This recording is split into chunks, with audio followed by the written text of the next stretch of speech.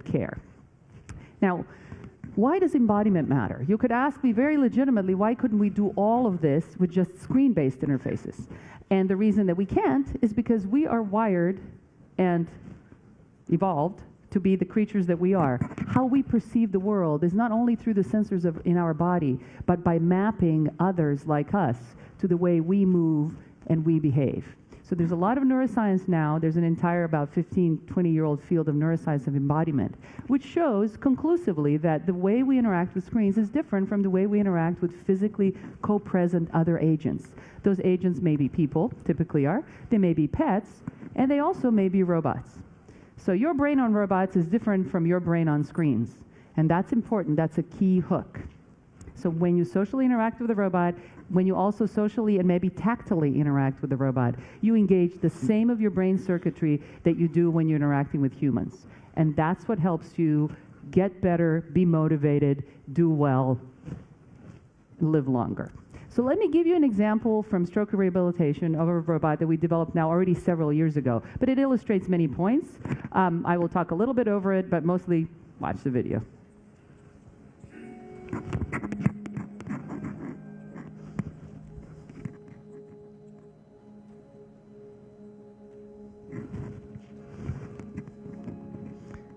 So Connie is a stroke patient. She has a permanent disability, as more than 85% of stroke survivors do. She's trying to do activities of daily life. Good morning, Connie.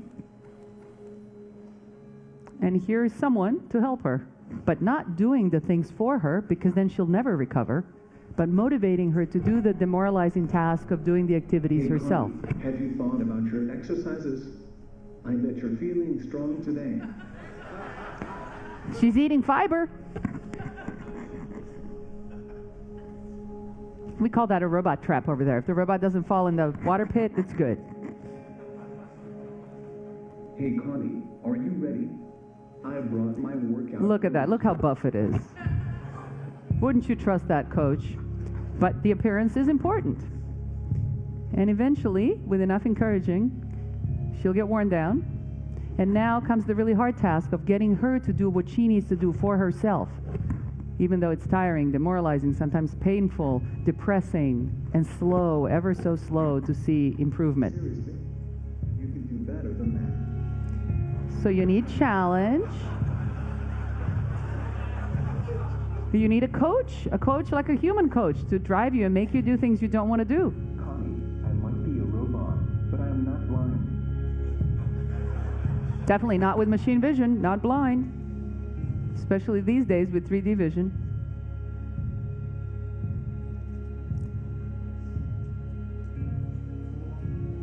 So someone is there to help her get well to do this repetitive, boring task, which she won't do on her own, and there really isn't anyone else to do it with her for hours a day. There's a little homage to Rocky from the film editors. There's always a Rocky that happened recently that you can tie it to. Here is a key thing. Activity of daily life, feeding yourself post-stroke, very hard. This is not a way to feed yourself, but it is a way to recover. So why does she bother to eat with her right arm? Why? Because she can make this look back at the robot and just say, you see what I did? That pride in having accomplished something that you can share with another agent, that is fundamental. And that is something that we have not yet seen in merely screen-based interfaces. It is something that is inherent to our wiring as social creatures relating to other physically embodied social creatures. Something about the motivation. So we got interested in this 12 years ago, and we and others have been working on it since then. We've put a lot of robots in the wild, and by the wild I really mean the wild. So cardiac wards and elder care facilities and Alzheimer's care, memory units, and special education classrooms where things are really hard. Because frankly, things are really easy in the lab. They may seem hard, but they're not. They're not really hard at all. So I tell my students, one day out of the lab is worth a year in the lab. So, and it's about that painful too. So we've done a lot of things. We've done some really long-term studies, but 6 months is really not that long, but that's as long as it gets in our field. We've done really large studies, 75 plus participants. It seems like a lot, but it's nowhere on the level of clinical trials. Why? Why don't we do more? Because it's very, very hard and expensive to do these studies. So hopefully this will scale up in the future. But let's see what we've learned. So first of all, many insights. There's great promise, but we have to proceed very carefully.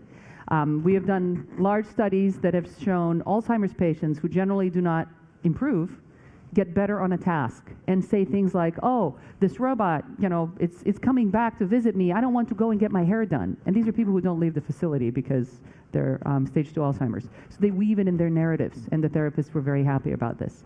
We've worked with a lot of kids with autism who have demonstrated empathy, initiated play, shown latent social behaviors that they don't show with other people. So there's a great deal of promise. We've had kids with autism say things like, oh, now I know how my teacher feels when I don't do what she's telling me to do, like the robot isn't doing what I'm telling it to do, because that happens. We have done very large studies comparing people across the age spectrum using robots versus computers and having very strong effects in favor of robots versus computers in exercises and so on. But there are many things we find about personal differences. And I'm sorry that I can't show you videos of these because these are human subjects, so they can't go on the web. But there's some really beautiful moments where people truly engage, they get motivated, they do what they need to do. But they vary in terms of their personality. They vary in terms of how much they want to do what the robot says versus what they want to do. And cheating. People cheat. They love to cheat. Everyone cheats.